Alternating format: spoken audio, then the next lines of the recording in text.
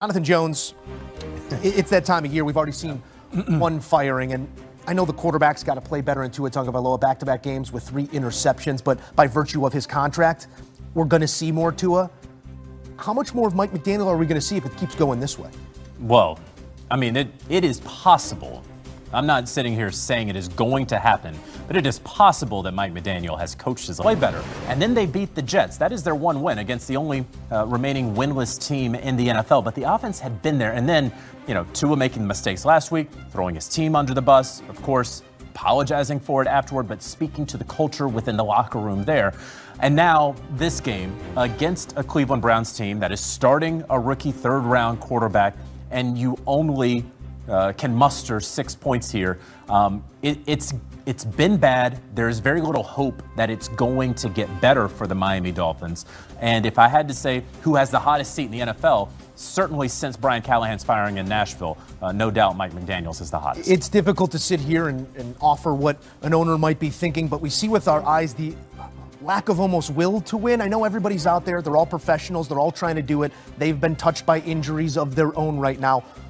What is the road back to maybe not even relevancy for Miami, but a team that's no longer questioning whether or not this is the right head coach? Well, I think finding out what the roster will be in what the detail of the roster moving forward. Because right now they have no fighting chance to get into the playoffs. Now it's about moving forward. Who is deserving of being on this roster? Secondly, they have no leadership.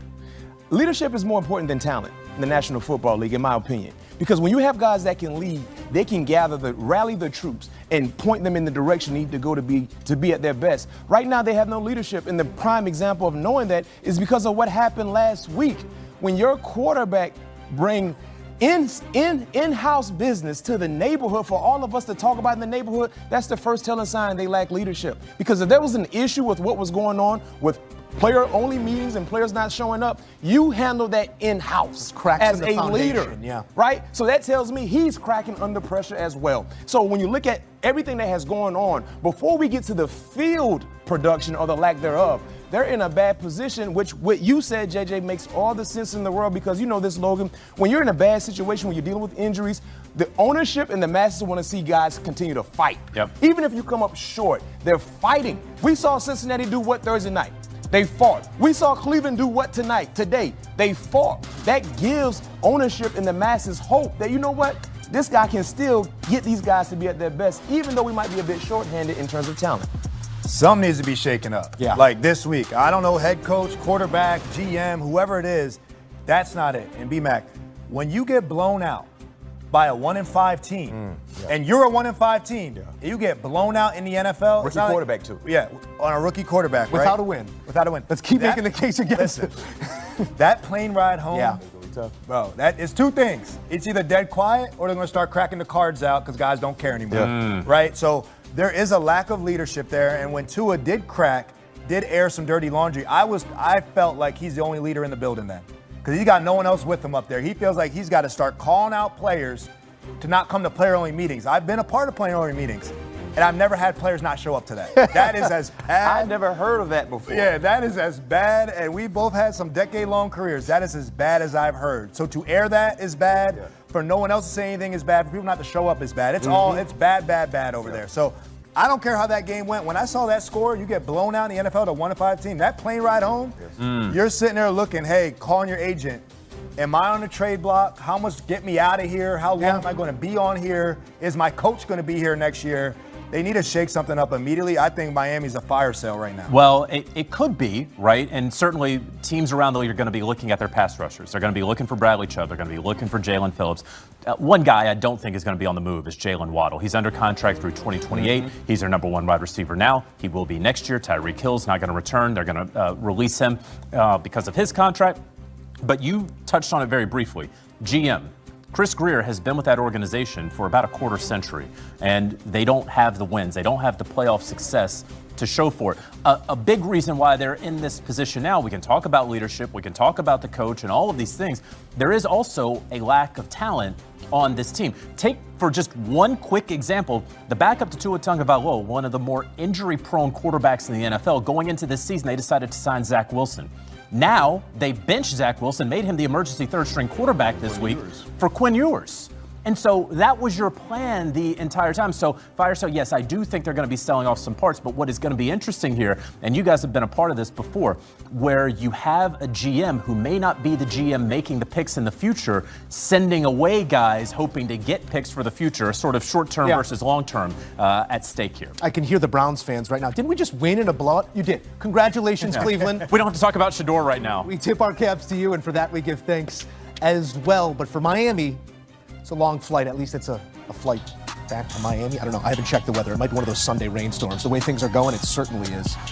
A storm brewing here under Coach McDaniel, who slides to 9-15 over these last couple of seasons. After that hot start, when he understands the league, he understands play calling, he understands what it means to be a New England Patriot. And obviously Tennessee is looking sad right now that Mike Vrabel's on the other sideline with this team, first year, looking like that. And the thing about this situation with Tennessee deciding to part ways with Mike Vrabel, while he was there on the sideline in Tennessee, he always did more with less in terms of the talent, the overall spectrum. When you look at this team he's currently coaching, they have more talent than any team that he coached his last few years there in Tennessee from top to bottom. But then let's highlight the young quarterback in Drake May. Over the last 4 weeks in the National Football League, I don't think there's another quarterback that's seen the football field better than Drake May. We talked about the 91% completion percentage today, but earlier, 3 weeks ago, he did 82, 73, 69, and then 91. The last 4 weeks, he has been balling in terms of his accuracy, not to mention in that 4-game stretch, 7 passing touchdowns. So when you look at where this team is currently sitting and the aspirations they have, it starts with 2 individuals, the head coach and Mike Vrabel and the quarterback in Drake May, because he's playing with an abundance of confidence and he is spreading the football around the football field to his players that are actually exceeding the expectations when you look at the pass catchers. We talk about taking that step forward, JJ, in a sophomore season, but he's quite literally addressing all that we put in front of him a year ago. The shortcomings in terms of accuracy, downfield accuracy is on pace to make the largest jump we've ever seen in NFL history. But to B-Mac's point, the personnel for Vrabel might be the best he's had in a couple years. Personnel for the quarterback here still is wanting in something. How impressed are you in the numbers he's getting to with the group around him? Yeah, no, it is. It's very impressive because, look, they could still add a running back. Antonio Gibson went down. We're still waiting to see more from Travion Henderson. And, of course, you can't really trust on a week-to-week basis Ramondre Stevenson because of his fumbling issues. We do believe there are going to be some wide receivers on the move over these next couple of weeks. Perhaps the New England Patriots can get their hands on one of them. Also, edge rusher could be a spot. I know we're talking offensively for the Patriots, but if they could get one of those guys that can really set the edge, who could really rush the passer, that would even take this team to another level there in New England. But credit Drake May, who, as an MVP voter, I was waiting last week before I could introduce him into my top 5 voting, right? Okay, let's just see the young man keep doing it. He just did it again. I would have no problem if the vote had to be right now. He'd be in your top 5. He would be in my top 5. Stacking bricks, one on top of another, Mac, before we move on to more games here. Safe space, right? Yes, it safe is. Space? This is a safe At space. what point can we start being critical about the play of Cam Ward? I know what is stacked against him and the hurdles he has to clear to just move the football down the field. But some of the giveaways we're seeing, the completion percentage, some ugly sacks taken, where can you be critical of the first year? I think now is the time, because when you're a rookie in the National Football League playing the quarterback position, of course, being a part of a bad team, you're going to struggle. But the unforced errors have oftentimes surfaced in Cam Ward's game too much. Once again, a fumble, right? You had pressure coming down the teeth of the offensive line, but you cannot explain just dropping the football in the midst of a throwing motion that led to a defensive touchdown for the New England Patriots. And we saw the same thing last week. Last week. So these are the things that you got to get out of your system, regardless who the head coach is moving forward. You have to be a quarterback that can protect the football, because when you turn the football over often in the National Football League, you're going to lose a lot of ball games. I cannot disagree more in terms of we got to be patient, man. I mean, obviously the ball slipped out of his hands twice, 2 plays. I get that. Today, completion percentage, 25 or 34. Okay, 225 and a touchdown, and an INT and a lost fumble. Who on the Titans is playing well? Because I'll tell you, their running back, Tony Pollard, who's making a lot of money, he had 18 yards rushing. Jeffrey Simmons is playing well. He was on the sideline today with injury. The receivers have not been playing well. They've been dropping the ball. Oh, by the way, the head coach is fired. And by the way, the offensive line coach, who's the head coach's dad, is not there anymore. Yeah. So if you're the quarterback, the number 1 draft pick, we fire the head coach 7 games into the season, and you don't have your offensive line coach, who's one of the best in the league. So you think about your safety. I mean, what is the future of Cam Ward when you don't even have an offensive line coach capable on the staff? And a credit to the young man and the young talent that is Cam Ward, who is going to be the first to raise his hand and say, I got to be better. But the team as a whole has to be better around him. He does lead the league in sacks taken and has the lowest completion percentage currently in the NFL. We got more to come here on HQ Postgame as we look at some numbers out of this one. The Pats, 5-2, have already surpassed the win total from the past 2 seasons. And for Vrabel, the